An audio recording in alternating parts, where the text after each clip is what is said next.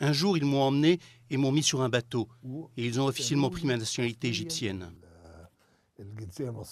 Un témoignage parmi tant d'autres pour retracer l'histoire de la communauté juive d'Égypte.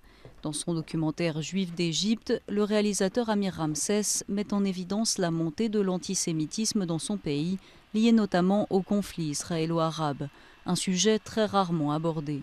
Nous avons tous vu une distorsion dans le concept de l'autre dans la mentalité égyptienne ces dernières années.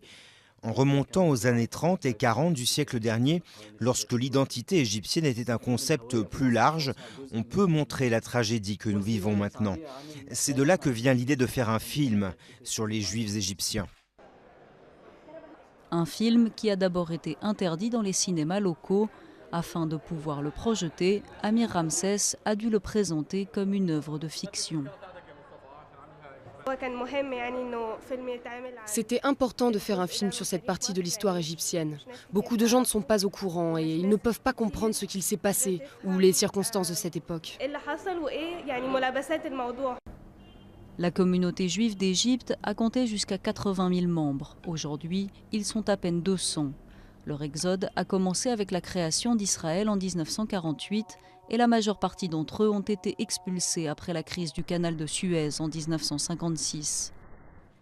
Magda Haroun est l'une des rares à être restée au Caire. Malgré la montée du sentiment anti-juif, elle n'est pas prête à quitter le pays.